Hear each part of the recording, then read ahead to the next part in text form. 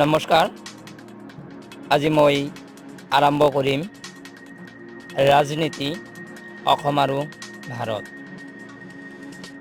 আৰু এই 11টা question third গ্ৰেডৰ কাৰণে ভেৰি ইম্পৰ্টেণ্ট। আপোনালোকে যদি ইম্পৰ্টেণ্ট পাব খোজে তেনেহ'লে অতি সোনকালে মোৰ চেনেলটো ছাবস্ক্ৰাইব কৰিব। মোৰ চেনেলখনৰ নাম হৈছে @ৰাছিদুল ইছলাম -LS6FT। যিকি নহওক, এতিয়া আমি আৰম্ভ কৰিম ৰাজনীতি অসম আৰু ভাৰত। জিলা পৰিষদৰ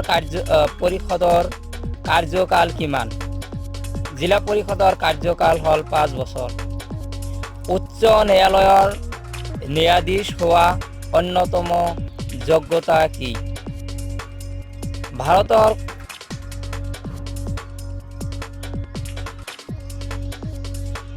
ভাৰতৰ কোনো উচ্চ ন্যায়ালয়ত কমেও 10 বছৰ ওকালতি কৰা হ'ব লাগিব। এইটোৱেই হৈছে উচ্চ ন্যায়ালয়ৰ ন্যায়াধীশ হোৱাৰ অন্যতম যোগ্যতা। অসমত পৌৰ নিগম থকা নগৰ কেইখন? অসমত পৌৰ নিগম থকা নগৰ হৈছে এখন। নিম্ন আদালতৰ ওপৰত কৰ্তৃত্ব থাকে উচ্চতম ন্যায়ালয়ৰ ৰাষ্ট্ৰপতি, ভাৰতৰ মুখ্য ন্যায়াধীশ, ৰাজ্যৰ উচ্চ ন্যায়ালয়।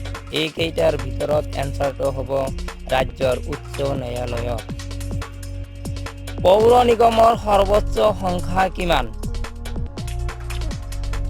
পৌৰ নিগমৰ সৰ্বোচ্চ সংখ্যা হৈছে 60। পৌৰসভাৰ সৰ্বনিম্ন সদস্য কিমান? পৌৰসভাৰ সৰ্বনিম্ন সদস্য হ'ল 15 জন।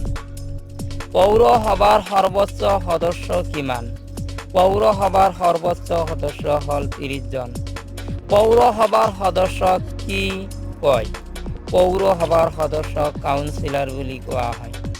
গাঁও পঞ্চায়তৰ কাৰ্যকাল কিমান? গাঁও পঞ্চায়তৰ কাৰ্যকাল হ'ল 5 বছৰ। উচ্চ ন্যায়ালয়ৰ ন্যায়াধীশৰ পেঞ্চন ক'ৰ পৰা দিয়া হয়? উচ্চতম ন্যায়ালয়ৰ ন্যায়াধীশৰ পেঞ্চনটো আচলতে সংশ্লিষ্ট ৰাজ্যৰ সঞ্চিত তহবিলৰ পৰা দিয়া হয়। উচ্চ ন্যায়ালয়ৰ ন্যায়াধীশক কাৰ্যভাৰ গ্ৰহণৰ পূৰ্বে কোনে শপত খুৱায়? উচ্চ ন্যায়ালয়ৰ ন্যায়াধীশক কাৰ্যভাৰ গ্ৰহণ কৰাৰ পূৰ্বে উচ্চ ন্যায়ালয়ৰ মুখ্য ন্যায়াধীশে শপত খুৱাই দিয়ে। এইখিনিয়ে হৈছে আজিৰ ৰাজনীতি অসম আৰু ভাৰত। ইমানতে আজিৰ থাৰ্ড গ্ৰেডৰ ভেৰি ইম্পৰ্টেণ্ট সমাপ্ত কৰিলোঁ।